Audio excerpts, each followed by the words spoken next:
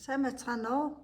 За би та нартай өнөөдөр өчигдөр би Facebook дээр нэг настай эмэгтэй Chase Seed гэдэг чинь тэрийг ингээд рекламадад одоо ингээд зарж байгаа гэд ярьж байгааг сонсоод би ингээд бас бодсон юм юу гэхээр ингээд сайн тал байгаа ч бас сөрөг талууд бас байгаа шүү гэдгийг хэлмээр санагдаад тэр доктор Барбара Оннел гэдэг нэг эмэгтэй байдаг.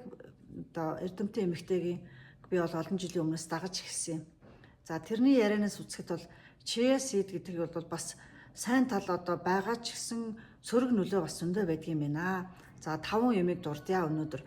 Нэгдүгээрт нь болохоор Chase Seed чинь одоо даралт бууруулдаг гэж хүмүүс хэрэгэлдэг. Тийм учраас даралт багтаа хүмүүс бол хэрэглэх юм бол одоо тарих толгой эргэн, даралт буурна, аюултай.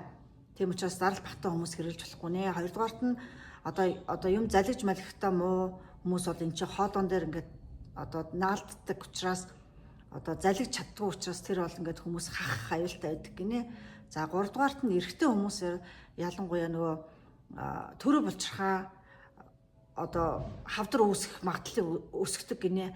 Аала гэдэг омега 3 одоо маш ихээр агуулгдсан байдаг учраас ер нь төрөө булчирхаан хавдрыг ихсгэх магадлалыг өндөрсдөг гэж байгаа байхгүй. Тэгэхээр бол тэрийг бол бас хамаагүй хэрэгж болохгүй юм байна. Эрэгтэй хүмүүсийн хувьд бол дараа нь болохоор өндөр нөгөө нэг файбер гэдэг чинь одоо эслэгтэй учраас ходоод гидсний асуудалтай хүмүүс хэрэглээд авах юм бол одоо гидс дүүрэх, гидс өвдөх одоо нөгөө баас атах одоодыг гүйлгэх ийм аюултай байдаг юм байна.